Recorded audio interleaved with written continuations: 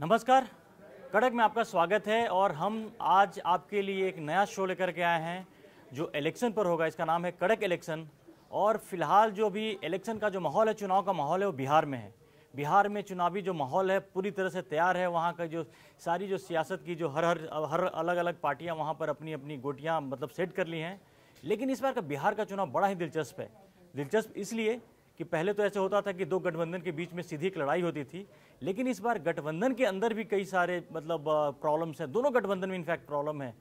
तेजस्वी यादव जो कि महागठबंधन की तरफ से, जो इंडी गठबंधन की तरफ से, वो चुनावी लड़ाई में उनको सीएम फेस माना जा रहा था, वो खुद को डिक्लेयर कर चुके हैं। लेकिन उनकी जो सहयोगी पार्टी है, जो कि नंबर 2 की पार्टी है उनकी गठबंधन में, कांग्रेस, वो अभी तक खुल करके उनको सीएम फेस मानने को तैयार नहीं है। इस बात से काफ़ी परेशान हैं तेजस्वी यादव और उनका फ्रस्ट्रेशन साफ साफ दिख रहा है। एक बार तो उन्होंने अभी धमकी भी दे दी है कि वो पूरे 243 सीटों पर लड़ेंगे।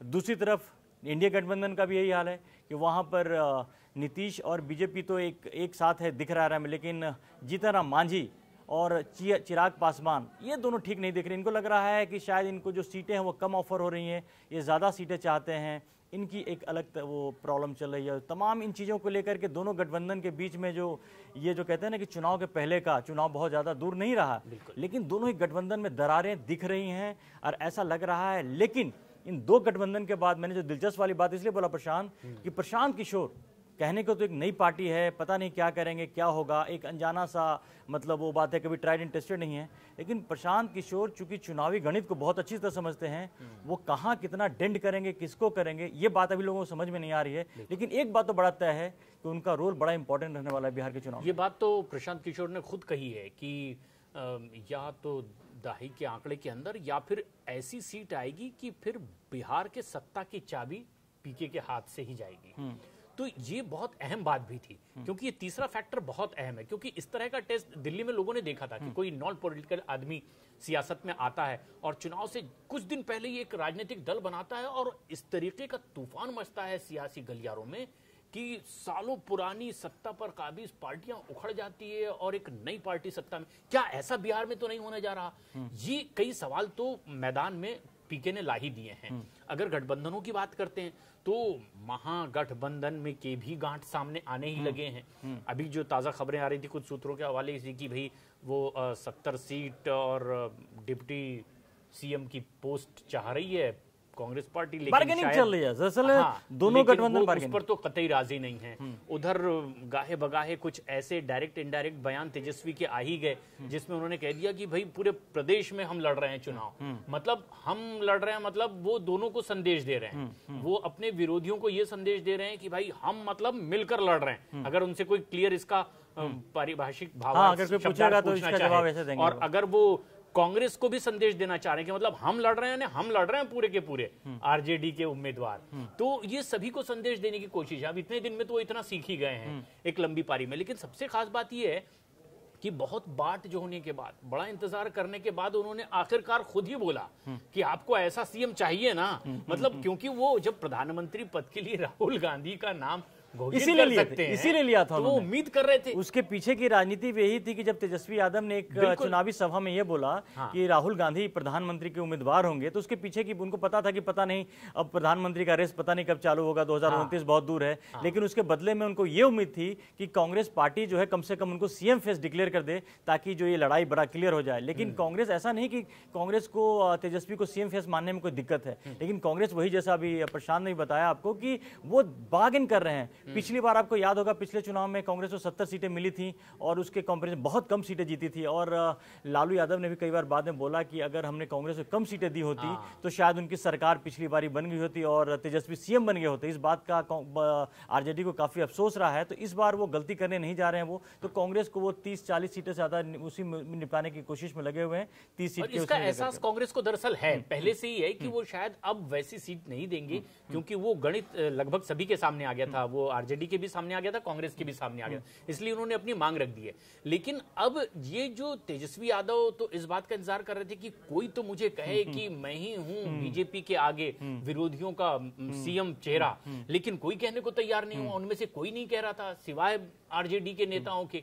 आखिरकार तेजस्वी को खुद ही कहना पड़ गया मैं हूं सीएम, खुद ऐलान कर दिया उन्होंने। ये वो शायद करके ऐसा वो। कभी होता नहीं कि कोई किसी प्रदेश में ये महागठबंधन इंडी गठबंधन का बड़ा खतरनाक साइन है। बेशक वो सीटों की बार्गेनिंग चली हो, लेकिन ये कम से कम बीजेपी और इंडिया गठबंधन में नहीं है कि बीजेपी सवाल को, मुख्यमंत्री को सवाल के लेकर साफ साफ बोला हुआ है कि नीतीश ही इंडिया के नेता हैं। हो सकता है कि चुनाव के बाद कुछ और फिलहाल में बीजेपी और जेडीयू में बिल्कुल मुख्यमंत्री है, इसलिए वहां कोई वैकेंसी, इसलिए हमसे नाम ही मत पूछो क्योंकि हम दूसरे नाम पर विचार ही नहीं कर रहे हैं। समीकरण चुनाव के बाद क्या बनेंगे, तो ये लॉजिकल दिखती है बात। हालांकि राजनीतिक रणनीति किस तरीके से बन रही है लोग तो ये भी समझते हैं, उस पर सभी की निगाह है। लेकिन बिहार सबसे अहम बात ये कि ये जो इलेक्शन की हम बात कर रहे हैं, इतना जबरदस्त ट्विस्ट इस बार बिहार में देखने को मिल सकता है क्योंकि लगातार एक लंबे अरसे से सरकार सत्ता में नीतीश कुमार हैं, भले ही कुछ समय एनडीए के साथ रहे फिर छोड़ करके आए, ऐसे 2-3 बार वो आगे पीछे होते रहे, लेकिन नीतीश कुमार की ही मौजूदगी और फिर अगर एनडीए का ये ऐलान हो चुका है कि नीतीश कुमार ही चेहरा है, चुनाव तो उन्हीं की अगुवाई में लड़ा जा रहा है, वही इस समय मुख्यमंत्री हैं, कोई वैकेंसी इसके लिए है नहीं, तो क्या ये एक बड़ी एंटी इनकम्बेंसी फैक्टर के तौर पर बिहार में असर तो नहीं दिखाएगी? क्या ये एनडीए की बड़ी रणनीति को कहीं चोट तो नहीं पहुंचा देगी? ये एक डर तो एनडीए को हो सकता है। लेकिन इसमें एक प्रशांत एक बात कहूंगा कि मैसेजिंग पब्लिक के पास है, पब्लिक को भी पता है। वहां देखिए बिहार को माना जाता है कि राजनीतिक समझ वाले लोग वहां पे काफी हैं, वहां जो पॉलिटिकल वो, तो लोगों को पता है कि एक बात होता है नीतीश कुमार की तबीयत जिस तरह की है उनको पता है सबको। एक अगर आप अनऑफिशियली किसी से पूछेंगे तो ये जरूर आपको वहां पे पता चलेगा कि अगर इंडिया चुनाव जीतती है तो संभवतः वहां पर बीजेपी का ही कोई सीएम होगा। ये बातें होती है, ऑफिशियल नहीं है, बीजेपी इस तरह से कोई वो नहीं करी है। नीतीश के ऑप्शन में वो ये नहीं मानने को तैयार है पूरी तरीके से बहुतायत में लोग कि नहीं अब बिल्कुल जो विरोधी हैं इनके हाथ में सत्ता दे दी जाए। मतलब द्वंद है यहां पर लोगों के भी दिलो दिमाग में। लेकिन बिहार तो इसके लिए भी जाना जाता है, जैसा आप भी कह भी रहे हैं, आप खुद बिहार से आते हैं, वहां की लोगों की नब्ज को बखूबी समझते हैं, लंबे अरसे से पत्रकारिता में आपने भी देखा कि मुखर है अपनी बात को कहने के लिए। बिहार के लोग बहुत कहते हैं, लेकिन उनके दिल की था पाना भी किसी के लिए आसान नहीं होता है। यही बात में आपने जो बोला ना कि इतने सालों के बाद एक एंटी इनकम्बेंसी फैक्टर होता है, बिल्कुल। बावजूद इसके अगर ऐसा होता तो जो महागठबंधन है, जो इंडी गठबंधन है, तेजस्वी काफी आगे होते इस रेस में, लेकिन ऐसा कुछ दिख नहीं रहा है। अभी जो चुनावी विसात कुछ इस तरह का माहौल है बिहार में कि वहां पर लगता है कि दोनों में से कोई भी गठबंधन जीत सकता है। इसमें कोई आज की तारीख में बोलने के लिए तो इनफैक्ट अगर आप कहें तो पलड़ा अभी भी एनडीए की तरफ झुका हुआ जाता है, क्योंकि अभी वो उसमें तर्क दोनों गठबंधन अपनी अपनी तरफ से दे रहे हैं। जो अभी विपक्ष में है वो तर्क ये दे रहे हैं कि भाई 20 साल हो चुके हैं, लेकिन जो एनडीए में हैं वो ये कह रहे हैं कि आपने उनको देखा है, वो टेस्टेड है और तब बिहार का हाल क्या हुआ करता था। अब जिन्होंने वो हाल किया उन्हीं के लाल मैदान में है। ये दावा अब जब एनडीए की ओर से किया जाता है तो ये जनता ने वाकई देखा है, क्योंकि हर घर परिवार में वो दोनों पीढ़ियां मौजूद है।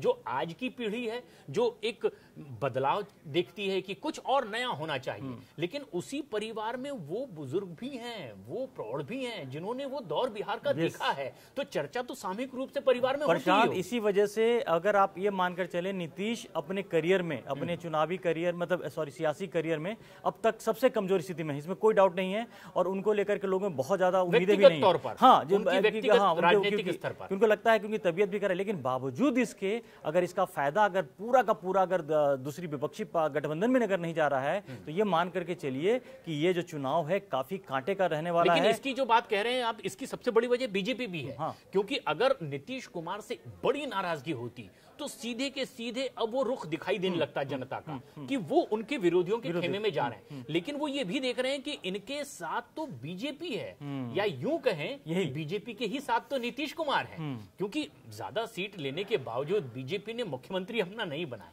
और ऐसा वो कर रही थी। और अब जब जनता ये देख रही है कि सिर्फ एक विकल्प ढूंढना है, इसलिए विरोधियों को यानी नीतीश कुमार के विरोध में जो खड़े हैं इन्हें चुन लिया जाए या इनके पास भी कोई और ऑप्शन हो सकते हैं, तो इसको तो महसूस कर रही है, जिसके आसार दिखाई भी देते हैं, जनता को दिखाई भी देते हैं कि क्या अगर चुनाव में नीतीश कुमार के नाम पर एनडीए चुनाव लड़ रही है तो यही परिस्थिति फिर से बनेगी क्या, या खुद एनडीए इसमें कुछ फेरबदल भी कर सकता है? बिल्कुल, तो अगर ये कर सकता है तो जनता और भी ये इसका फैक्टर महसूस इसका करती है। देखिए, इसके आप देखेंगे बार बार प्रधानमंत्री अब तक बिहार के कई दौरे कर चुके हैं। आज भी थे और वहां पे कई ऐसे प्रोजेक्ट वहां पे शुरू हुए हैं, डेवलपमेंट के प्रोजेक्ट्स। तो बीजेपी लगातार मैसेजिंग कर रही है, बिहार की जनता को कर रही है कि भैया डेवलपमेंट जो है वो हम करेंगे। हमारा जो बीजेपी का एक शुरू से एक रहा है कि गवर्नेंस का जो वो रहा है, वो प्लैंक अभी भी उनका और एक इंटैक्ट है। बड़ा हमला प्रधानमंत्री ने किया है इस बिहार दौरे में, जब कई विकास की परियोजनाएं लेकर के गए, कई का लोकार्पण हुआ है, कई का शिलान्यास। तो उसमें खास बात प्रधानमंत्री ने कही है, सीधे सीधे आरजेडी और कांग्रेस पर बड़ा हमला किया। उन्होंने कहा कि वो दौर जनता ने देखा है, रेप होते थे, बलात्कार, मतलब वो बिल्कुल, चीजें वहां यानी पर उस हालात का जिक्र प्रधानमंत्री ने किया। उन्होंने कहा कि लालटेन जला करके वो पंजा उस पर पड़ता था। और ये दरअसल ये सांकेतिक रूप से हमला करने की कोशिश है, उस मोड में है। और गृह मंत्री अमित शाह खुद पहुंचने वाले हैं और तमाम कार्यकर्ताओं से बस अभी और नहीं, बीजेपी का पूरा फोकस है इस बार बिहार को लेकर के, काफी बीजेपी मेहनत भी करी। और जो इस समय नीतीश के फॉलोअर हैं वो भी ये मानते हैं कि नीतीश कुमार की बिहार में सत्ता को एक बड़ी ताकत बीजेपी से मिल रही है, बीजेपी क्योंकि केंद्र में बीजेपी है और अभी अच्छे से दिखाई दे वैसे भी जो नीतीश के जो समर्थक हैं, हमेशा से बीजेपी, उनका झुकाव बीजेपी की तरफ रहा है। और उनकी जो सीधी लड़ाई हमेशा आरजेडी के साथ रही है। और उनको पता है कि अगर आरजेडी के साथ सत्ता में अगर आते हैं तो भागीदारी उनको नहीं मिल पाती है। अब आपने देखा भी होगा कि जिस तरह से नीतीश और आरजेडी की जब सरकार बनी तो बड़ा कंफर्टेबल नहीं रहे नीतीश कुमार उसमें, कि जब बीजेपी के साथ नीतीश कुमार होते हैं तो उनको एक फ्रीडम होता है, उनकी एक अपनी शख्सियत होती है, वो सामने आती है। लेकिन वही हाल आरजेडी के साथ ऐसा नहीं हुआ। इसकी वजह से क्या है कि जो नीतीश के समर्थक हैं, जो उनके हार्डकोर समर्थक हैं, वो बीजेपी की तरफ भी झुके हैं। और उनको दिक्कत बीजेपी से नहीं है, उनको दिक्कत आरजेडी से। और आरजेडी की जो एक बात आप कह रहे हैं उसमें एक बड़ा तिलिस्म भी ये छिपा हुआ है कि आरजेडी और जेडीयू की जब तुलना बिहार की जनता कर रही है तो वो ये देख रही है कि इनका अतीत दोनों का क्या क्या रहा है, इन्होंने क्या क्या किया है। इसके बाद अब आरजेडी के हाथ में सत्ता चली जाए, इसके लिए जरूरी ये होगा कि जिन पर वो दावा करते हैं कि ये हमारा वोट बैंक है वो उनके साथ एक साथ आ जाए। लेकिन ऐसा होता इस बार दिखाई नहीं दे रहा है, क्योंकि जो आरजेडी के वोट बैंक माने जाते थे, या भले ही जुबान से नहीं कहते लेकिन जिसको मानती है आरजेडी की हमारा वोट बैंक है, उसके हिस्सेदार आ गए। पीके आखिर कहां से वोट चाहेंगे? सबसे खास बात यह कि असदुद्दीन ओवैसी कहां से वोट चाहेंगे?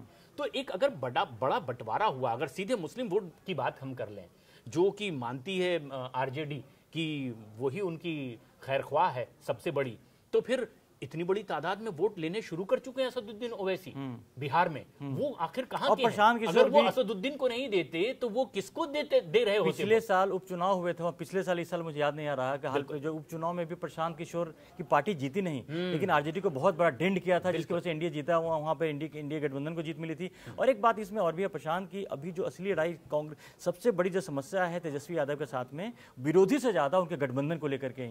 अभी हाल फिलहाल में आपने देखा कि किस तरह से राहुल गांधी के साथ जोर शोर से उन्होंने चुनाव प्रचार किया, बड़े उत्साह में किया। हालांकि पब्लिक को उस तरह समर्थन पब्लिक का उनको मिला नहीं जितना वो उम्मीद कर रहे थे, लेकिन एक ऐसा लगा कि दोनों पार्टियां एकदम एक होकर के कर रही हैं काफी। और एक जो सबसे बड़ी लड़ाई है कांग्रेस और आरजेडी के बीच में, वो लड़ाई है कुछ सीटों को लेकर के। कांग्रेस भी मुस्लिम बहुत सीटें चाहती है, और वैसे वैसे जहां पर बीजेपी कमजोर है या जेडीयू कमजोर है, दोनों पार्टियों की लड़ाई वहां पर है। ऐसे करीब 25-30 सीटें ऐसी हैं जहां पर कांग्रेस भी चाहती है और आरजेडी भी चाहती है, क्योंकि कांग्रेस को लगता है कि शायद हम यहां से जीत सकें और इसलिए ये सीट हमें ले ही लेनी चाहिए। लेकिन जो सबसे खास बात यह है कि अब जो यात्रा हुई थी साथ में, नाम वोटर अधिकार यात्रा तो दी थी, जो तेजस्वी यादव और राहुल गांधी साथ में चले थे, लेकिन उसमें कुछ जिले छूट गए थे। अब तेजस्वी यादव एक अलग यात्रा निकाल रहे हैं।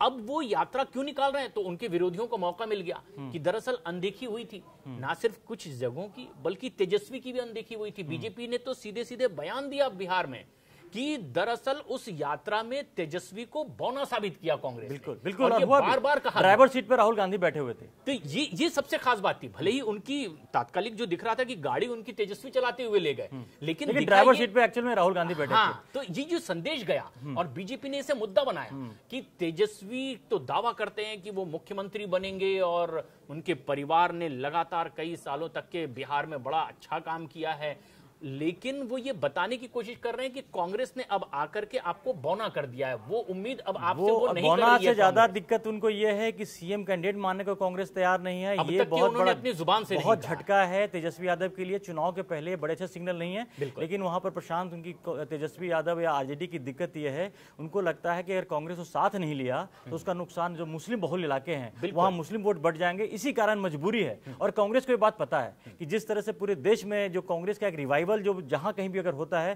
तो उसमें मुस्लिम वोट का एक बहुत बड़ा हाथ है। और बिहार में मुस्लिम वोट खासकर पूर्वांचल सीमांचल इलाके में जो है वहां पर काफी उनका प्रभाव है और उस वोट की लड़ाई है दोनों पार्टियों के बीच में। ओवैसी ने तो इसीलिए शुरू में ऑफर भी अपनी तरफ से पिछली बार ओवैसी के 5 एमएलए चुने गए थे उसी इलाके से, बड़ी बात जिसमें से 4 उसमें से आरजेडी में शामिल हो गए थे। बड़ी बात थी ये, एक बड़ी बात। यही डर सता रहा है। हालांकि ओवैसी की ओर से जो डायरेक्ट इनडायरेक्ट जो प्रस्ताव भी चला गया कि भाई अगर विरोधी हमको हमारे साथ रखें तो ये वोटों का बंटवारा भी होगा, हम भी एक अच्छे भागीदार रहेंगे। और वो तो अब स्टेक होल्डर होने लगे हैं धीरे धीरे उन इलाकों में, लेकिन वो अब उनके साथ नहीं है। तो इसका मतलब है कि ये जो बंटवारा होगा, तो चाहे असदुद्दीन ओवैसी की एमआईएम पार्टी हो या फिर पीके की पार्टी हो, तो ये जो बंटवारा आएगा ये साफ दिखाई दे रहा है कि ये विपक्षी गठबंधन के ही वोट हो सकते हैं सीधे तौर पर।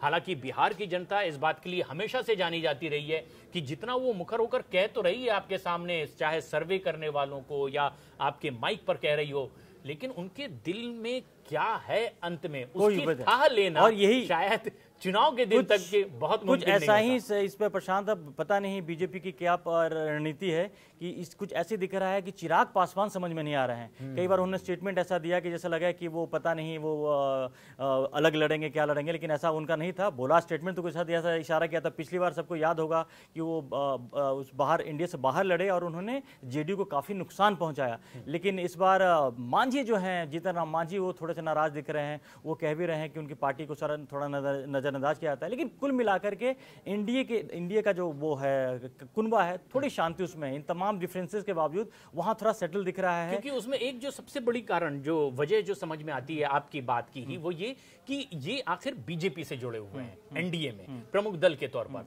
और वहां अपने साथियों को किस तरह से सेटिस्फाइड करना है उसका फॉर्मूला पहले तैयार कर लिया जाता है, उसके बाद चर्चा आगे बढ़ाई जाती है। तो उनकी सबकी क्या भूमिका भविष्य में होगी, क्या उससे उन्हें हासिल होगा, ये बताने का फॉर्मूला बीजेपी पहले ही तय कर लेती है दरअसल, जो कि विपक्षी दलों में कमी देखी जाती है। और इसीलिए ये टकराव, बिखराव और लड़ाई अंत तक के विपक्षी खेमे में ज्यादा देखी। और इस बार बीजेपी को भी दिख रहा है कि बिहार एक अच्छा मौका है, वहां पर शायद चुनाव अगर जीतते हैं तो आगे चल के अपना सीएम बिठाने का। क्योंकि उड़ीसा में जब पिछले में जब पूर्व की तरफ जब बीजेपी जा रही है, ऐसे राज्यों में जा रही है जहां पर उनके सीएम नहीं बने थे, तो उड़ीसा में सरकार बन गई है। बंगाल और बिहार दो ऐसा है कि बिहार में तो खैर गठबंधन की सरकार में कई सालों से हैं, लेकिन वहां अपना सीएम नहीं बना है। तो बीजेपी चाहती है कि बिहार जीत ले, क्योंकि उसके बाद अगला चैलेंज बंगाल का आने वाला है।